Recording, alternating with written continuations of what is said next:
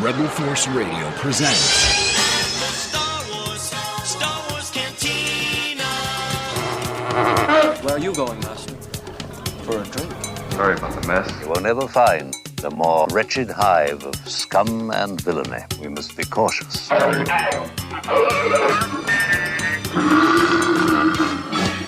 Hello, I am C-3PO, and this is my counterpart, R2-D2. Welcome to the Star Tours Tomorrowland Spaceport. Attention, please. Star Tours Flight 1119, non-stop service to Endor, is now ready for boarding at gate number 1. All right, we are just waiting here for Tony to pick up.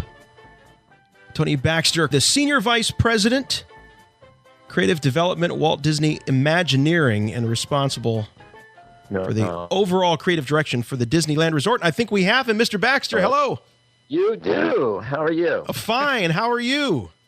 I am great. My name's Jason, and my good friend here, Jimmy Mack. Hey, how's it going, Tony? Hi, Jason and Jimmy. I'm doing really well out here. The weather's perfect. Oh, yeah. You're talking to a couple of Midwest guys, Tony. Right. So, we have like 9 months of snow, and then like the other 3 months, it's like 100 degrees every day. So it's Well, I bought a cabin so I can get a little bit of snow when I want it, but then I can get down the mountain in about 30 minutes and be in the heat.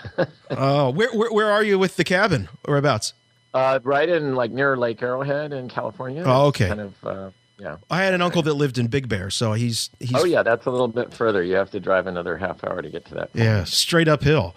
Well, Tony, with all this talk about the launch of Star Tours 3D and everything, it's got me feeling a little bit nostalgic for the original Star Tours. I wrote it the first summer. It was open to the public, and we got to go on it one last time during the last tour of Endor with Jason. And I haven't even been on Star Tours 3D yet, but I find myself already missing the sort of just feeling nostalgic for the original Star Tours. So what I want to know from you is what exactly do you do for Disney, and how were you involved in that original Star Tours?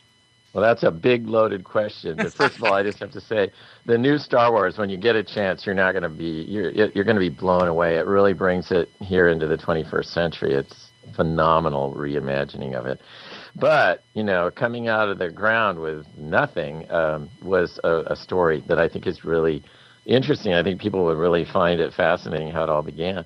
I've been first a designer, and then I run kind of the portfolio for Disneyland here, coming up with ideas. So you may know of another kind of cool ride down there, Indiana Jones. I remember sitting in a preview of that movie and saying, my gosh, can you imagine if that was in the Disney portfolio instead of Paramount? What an amazing ride we could do with that, never knowing that we would get the opportunity. But that's getting ahead of the story.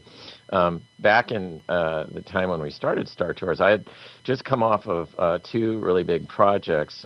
We reimagined Fantasyland for Disneyland, and we also created Journey into Imagination for the opening of Epcot.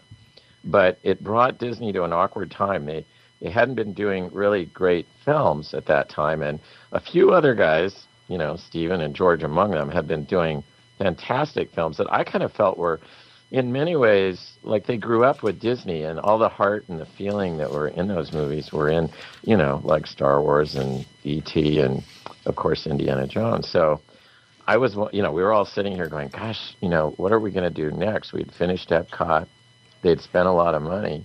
And, I said, wouldn't it be great? How could we get involved with these other projects that are not Disney? And that had never, ever been done before. I mean, the idea of mixing, mythologies was really, really a no-no in this company. It had always been Walt. But, Walt had been gone for almost 20 years, So I approached my boss here, Marty Sklar, and he said, well, that's pretty scary. Why don't you go over and talk to Ron Miller? And Ron was the president of Disney from the theatrical film division there.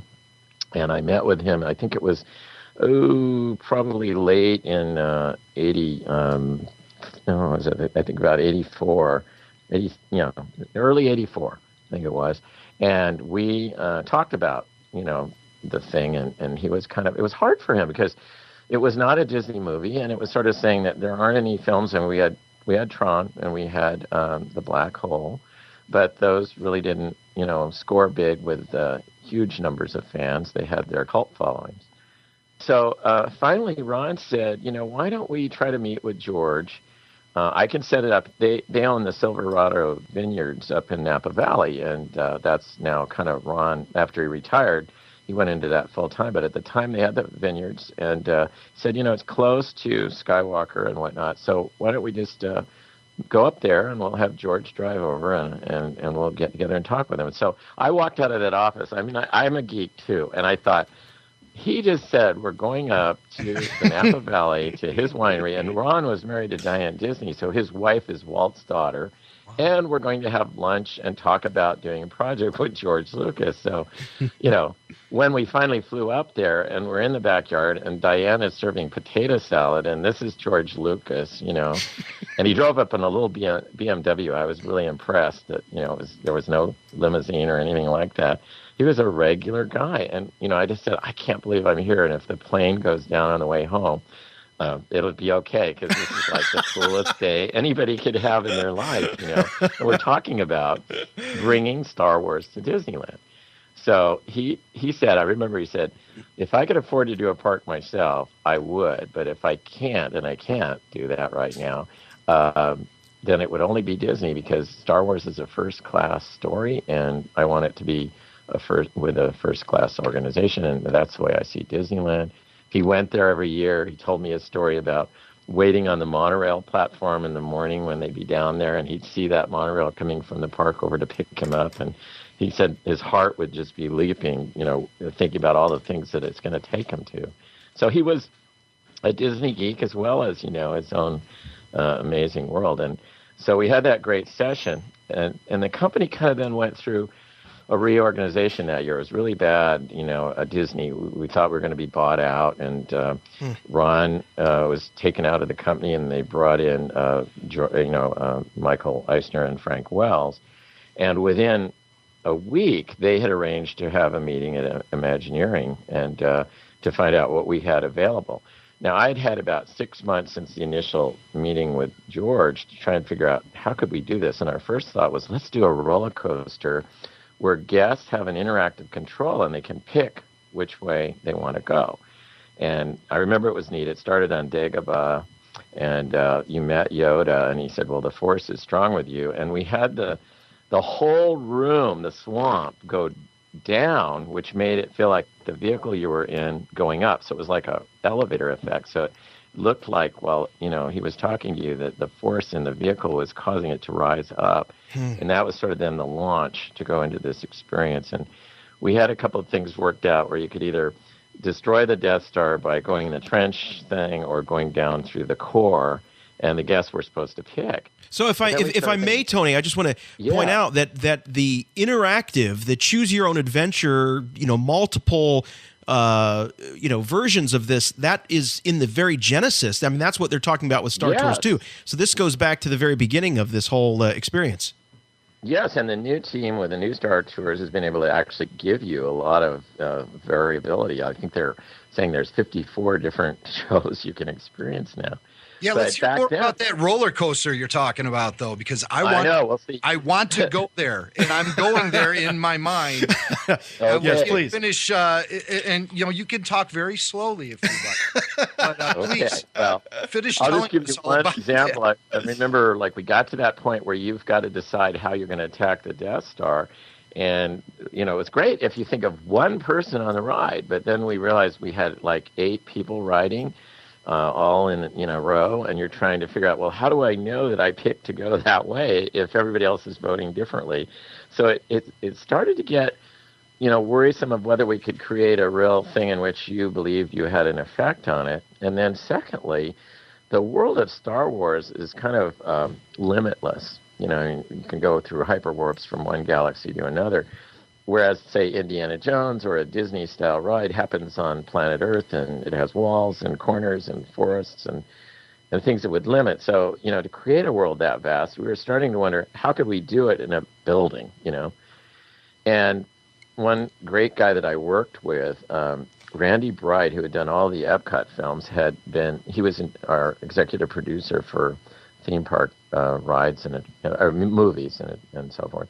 He had come back from seeing a thing that a company called Rediffusion in England had been promoting. They had done for years all the test pilot programs and commercial airline simulation, but they thought there might be something in doing something that was available to audiences. So Randy said, you ought to go over there. It might be just the thing you're looking for.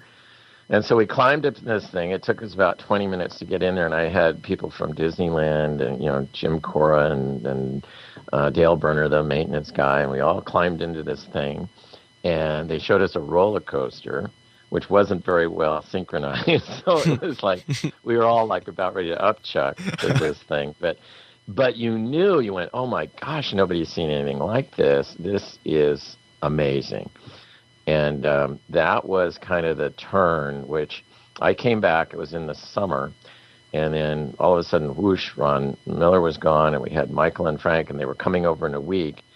And I think that I looked it up when we were talking about this, and I think it was Saturday, September 29th in 1984. I pitched it to Michael Eisner, and he had never done any work with theme parks or anything. And Michael said, I brought my 14-year-old son because he goes to amusement parks. I don't.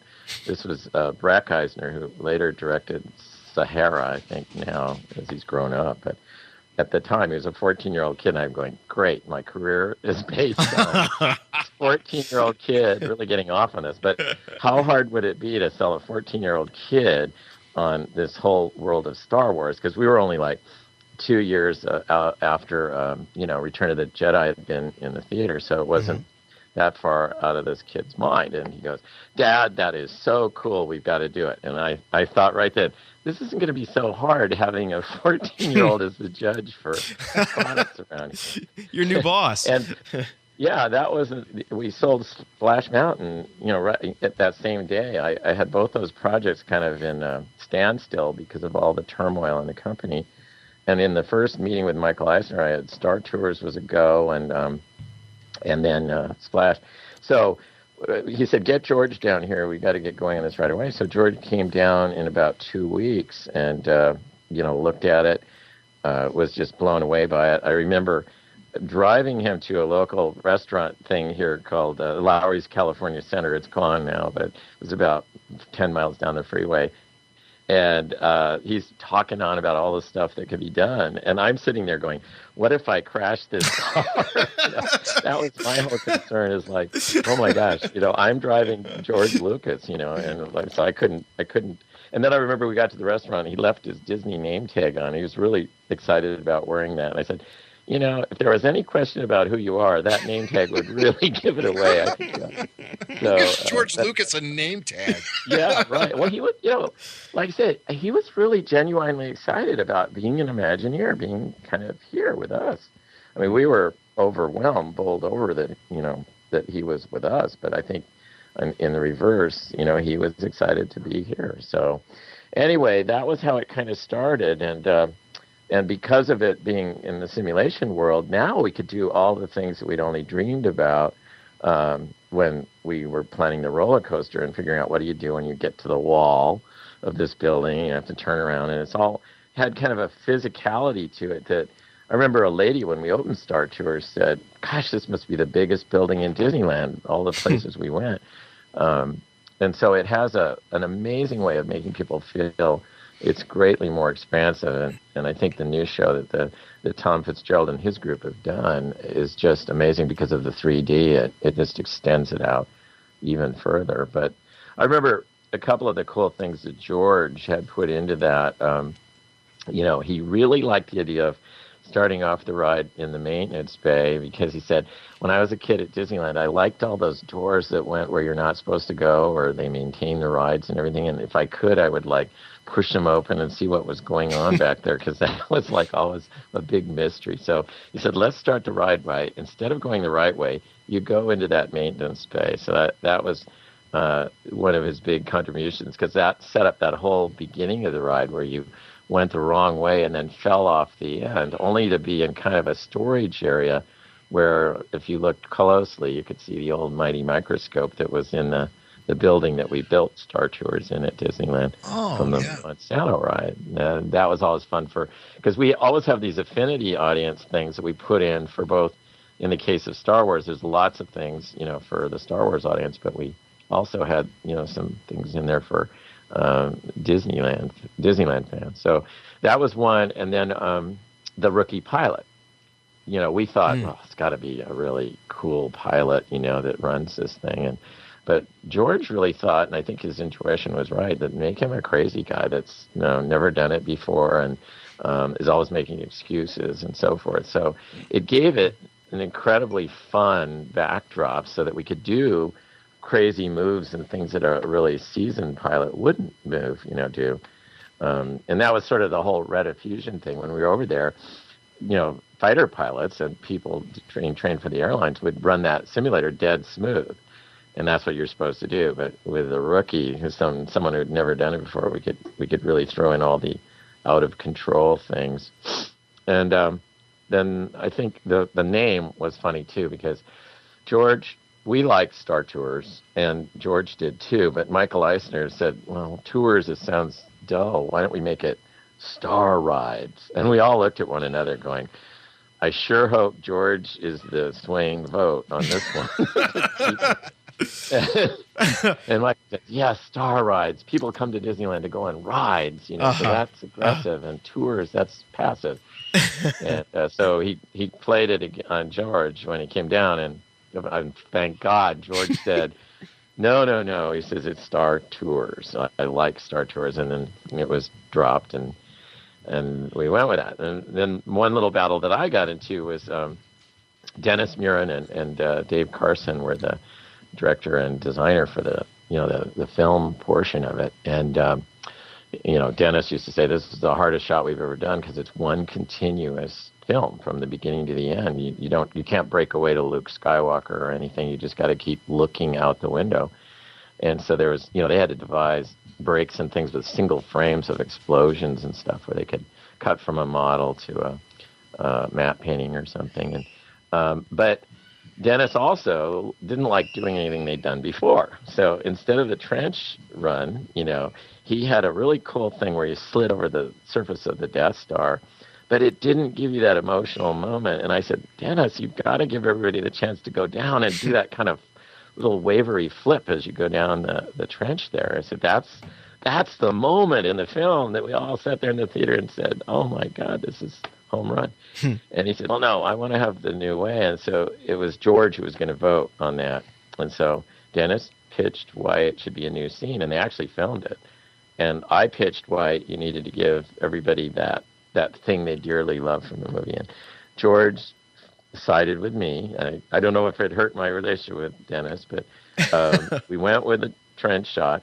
And I added for the dialogue, I wanted to reinforce my feeling about that shot. So we gave Paul Reubens the line, I've always wanted to do this, as he goes down in there. And that was really me, my speaking. Tony, I find it very interesting that your biggest supporters in this story are George Lucas and a 14-year-old kid. And I just wonder if that speaks volumes about the sensibilities and emotional state of the two of them, if there's a connection there between George Lucas and his inner 14-year-old. I think he's really in touch with that. Well, I give a presentation on the importance of being 12 because I've always loved the movie Big with Tom Hanks, and the fact that here in this toy factory you have this young guy who could literally produce the best toys and have them sink to the market, but the politics destroy his ability to do that. He has to kind of grow up and become a suit. And it speaks volumes to when you look at the great films that are done, whether it's George or it's Cameron or, Tim Burton, they have not let go of that 12 to 14-year-old kid. So whenever you can tap that and be in sync with that, it's what drives people to go on these rides over and over again or go to the movies over and over again, because it's just an innocent essence of greatness that you haven't been beaten down all the political right things to do and all that. You just keep it pure. So I think I felt I'm considerably north of 12 or 14, but I don't feel I've even at this point let go of that because it's so important. Well, I think your instinct to advocate for letting fans feel as though they're in the movie, I think that was definitely the right way to go. When George was at the launch of the new Star Tours, he mentioned that one of the original ideas was to be able to switch out the films and upgrade the films over the years, which didn't really happen. Do you recall that actually being the case, that was the goal at one point? We carried a 70 millimeter print on that rocking mechanism day in and day out. And I think one of the true Disney brilliant designs is the loop cabinet that kept that thing from ever tangling or scratching the film in those 20-some years that it's been running. But it also made it incredibly difficult to just say, oh, tomorrow let's have a different adventure in here, because it was such a precise piece of equipment and so mechanical that unloading it and loading a new thing would be a nightmare. And it never happened because, when we started, and there were people around here that were saying, oh, let's not waste the time to put a classic mythology and story behind this device. The device is so cool that we could just have people on a runaway truck or skiing down a mountain. And you probably have been on dozens of those that have closed years and years and years ago. And I think the reason Star Tours lasted as long as it did is it wasn't just that it was a cool piece of equipment that has gone on to be, in fact, I think Entertainment Weekly voted it the 22nd greatest mechanical device of entertainment in the 20th century. So wow. There are many of them, but it was tied to such great mythology and characters that we love that walking in the door and hearing the John Williams music and seeing 3PO and R2-D2, you can't help if you are part of that time from getting caught up in it. And the fact that the simulator was a 20-year-old technology isn't important. So I think it's really neat that what the guys that worked on the new one did have pushed way forward to bring technologies that are state-of-the-art today, in order to keep it that way. But in the background is that it's still going to be the story driving the thing and making it relevant for generations of 12 and 14-year-olds that never grow up and want to be able to touch back to a magical moment in their lives. So you've obviously been on the new Star Tours 3. Oh, yeah. So tell us what your thoughts are on that ride. Well, of course, I mean, when you look at the second trilogy and the quality of imagery that was brought to the screen there, going back to the original Star Tours, it was rather primitive, but Tom Fitzgerald and the team at ILM that's been working on that has been able to bring every bit that quality plus in 3D. So when I think what my jaw dropped when the screen lowered, and I was not looking at a screen there 10 feet in front of me, but I was looking out a window into a world that now can take you to, all these different realms of the Star Wars universe. So it was an amazing moment. Then once I got into it, I was enjoying the story points and the fun gags and stuff that are in there. But just that first moment of that going down and looking endlessly forward, I was, this is going to be a hell of a ride. Yeah, sure. Did you find yourself feeling emotional at all, saying, wow, I can't believe it's come this far from what we started with 25 years ago? From that first time I went up to the ranch and George pulled up in his BMW. And by the way, George refers to that as the golf cart. Okay. It was small enough to be that. Did you get those emotional, like a rush saying, wow, I can't believe it's come this far? I got that the night we wrote it for the last time on the old one, because Steve Clark, who runs our D23 fan group for Disney, he and I suited up in the old outfits, and we went in there and I did my line that I used to like to do, may the force be with you, because I won't, and then exited the ship. But it was that night where we were with the rabid fans that had waited till 2 a.m. to get this special last ride. And so I was kind of going over all kinds of emotional moments there that, it had come so far, and that, there was really such a strong upwelling to do it again that, I mean, it's not very often that films run, let's see, we opened in 87 and here we are in 2011. So, you do the arithmetic. How many films have run day in and day out, that long? And now we're getting a shot at, doing it again. So, that was and I think it was really neat for me to anticipate seeing another group's interpretation on it, because they had tools we couldn't even dream of, when we were doing it to add into this thing. I remember, for me, the two things in the first one that I think did carry over is Bruce Gordon, who worked with me, wrote a dictionary of what the device can do. Because unlike a roller coaster that could keep going down a hill as long as you can build tracks going down, the simulator exhausts all its energy, after a certain amount of time of exhausting the cylinders of the hydraulic cylinders. And you had to then time out your story points to meet those beats.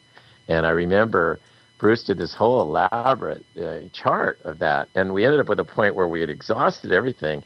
And one of my favorite scenes is being pulled by the magnetic force up to the Imperial ship, and I used the Darth Vader theme going dun dun dun, and you were pushed back into your seat. We were merely recovering all the energy in those cylinders at that point, but it was dramatic, and you had to do it, or there was no way around that in order to get back into. It was. I think it was those kind of professions that made our, the first one really. Hello? Hey, I think we lost Tony. Jim, are you still there? He just kind of faded away. Yeah, he did. Maybe we could get him back on the line. Yeah, let me see if it says that we're still connected. All right. There he is. Hey, Tony. Part two, huh? Sorry, I'm so sorry about that. It looks like maybe you and I both had total Skype crashes there. It's. I thought it was technology supreme that couldn't do anything like that. You ever have any breakdowns there on Star Tours? No, it's flawless. It runs from we ran it for 3 days solid when we opened. Because the demand was so high.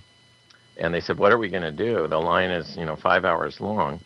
And so they said, I know what we could do. Let's just leave the park open for 3 days. Oh, my God. And so if you got in line at 3 in the morning, you could stay there till 8 in the morning and go on the ride and get in line again. So it was pretty cool. Well, Tony, you've been so generous with your time here tonight. We really appreciate it, and dealing with the technical difficulties. I do have one question, though. Just, as a lifelong Star Wars fan, to think about having, in some cases, one-on-one meetings with George Lucas back there in the mid-'80s, right after Return of the Jedi. Did your inner fan ever come out to the extent that you ever just said, hey, George, are you going to do more movies? Are we going to get more Star Wars flicks? Did it ever come out? Well, yeah, it definitely did. I think, George said to me once, we were somewhere, and he goes, I have so many pressures for my time. I really can't allow myself to get any more relationships going with friends and stuff. He says, it's really kind of sad, but I just don't have any more time. And so I think it was a way of sort of saying, I really enjoy being around you professionally, but, I just can't, because your dream is like, hey, we're going to be best buds now. But I will say, later on, I was in his office, and evidently there was like a gap, and he said, oh, why don't you come on into my other room and I'll show you all my stuff. And he had, in this room, there were his comic books and some little toy car models. And then he took me over to his drafting board where he was drawing up the recording studio, the Vineyard recording studio they have up there. And it was for that 1 hour, it was like, wow, we could be friends. It was like one of those like moments where you go, if I could get to that stage, then you could start saying, well, here's an idea, or like, what have you thought about this? Or anything. But, you kind of felt, that he was pretty good about sort of establishing, the limitations of just approaching him, because otherwise, and I can understand where his vulnerability would be if, just every single nice person that he met got to be in the circle, But right. I do feel like I got 1 hour where, I was seeing his toys, and he was really a guy and somebody who loved entertainment and, was doing incredibly neat things. And I just will always treasure getting to be in on all that. And, it's just something that you couldn't believe it was happening, but it seemed so normal and regular while it was happening that it didn't seem out of the ordinary, if that makes any sense to you. It was like, you know how you have your kind of, after you see a movie like that, you go to the theater or a restaurant or whatever, and you're just reliving every moment in what happened and everything. Mm-hmm. I kind of felt when I was with George that that's how it was. We were sharing stories about first trips to Disneyland and how cool, various things are.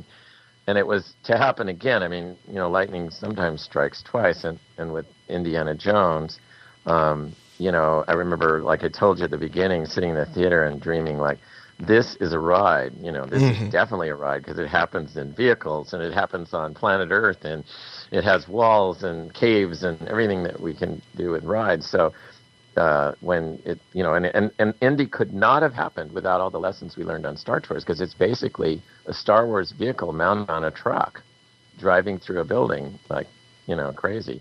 And it allowed us to really, for the first time, have a vehicle that thought and expressed itself emotionally. I mean, the pirate, boats just float through the ride. The Haunted Mansion cars just kind of move on a track. But Indy vehicles think. And that was like, wow, we're going to get to do it again with George. And it took, almost another 8 years to take the technology and get to move it. We had to let people just cook with figuring out how to make that ride work before we could even re-enter the thought of how do we tell stories with a new media and a new tool. But Tony, I just can't thank you enough. I mean, you were just the idea behind that roller coaster that never was. Yes. was totally worth folks listening to this show. Renderings of that too. I know. Yeah. It's just amazing stuff. But thank you again so much, and not just for being on the program, but thank you for having the vision all those years ago to help us as fans crawl into our favorite, literally crawl into our favorite movie. Well, yes. you forget, I got to crawl into my favorite world too. So yeah. That was what was driving it, really. Tony, I got one last question for you. And I'm just totally curious about this, but how did Pee Wee Herman, Paul Reubens get involved in the original Star Tours? Well, Tom Fitzgerald, who was the writer on the first show, in fact, led the entire effort on the reimagining that's just opening now. He was in charge of hiring talent like that for the theme parks productions group here. And he had a really good knack, I think, intuition about what would make a great personality taken out of the Pee Wee realm and put into something there. And, I can't think of a voice that would have expressed a rookie who was unsure and trying to act cocky and at the same time. It's just a perfect balance. It was a perfect choice on his part for that role. Was this something, it was just, you had Paul Reubens in mind. It's not anything he actually auditioned for or anything. It was just. No, I didn't. I just knew that George had come to us and said, I want to use, I don't want a Dudley Do-Right for the pilot. I want like a rookie guy that's, very skittish and kind of unsure of himself, and then yet turning around to the guests and sort of saying, I meant to do that, And Tom, he said, I just think, the guy that does Pee Wee Herman, I didn't even know Paul Reubens was. And he said, I think he could do a great job on that. So he hired him, and he went with it. But I think you'll be amazed by how great Tom's other choice for the new one is in doing the same pilot role. Another skittish person we know and love. That's right. Well, once again, Tony, thank you so much. All right. Well, this was fun for me. And like I said, it was a great period of my life, and a lot of others that were along for the ride that time. Well, we thank you for it. Okay. All right, Tony. Take care. All right. All right. Bye-bye. May the force be with you. Because you won't, right? Yeah, I won't. Thanks so much, Tony. All right. Tony Baxter, legendary Disney Imagineer, started working at the park at the age of 17, scooping ice cream on Main Street, USA. And all these years later, an hour, mano a mano, with GL. GL in the inner sanctum. Yeah. Specifically. Looking at George's comic books. Can you imagine? Can you imagine? Could you imagine? Well, you know what? I like that you can just tell that the experience was not lost on Tony at all. You know, it's nothing worse than hearing a guy tell that story and he just tosses it off like it was no big deal. Tony was savoring every moment of it.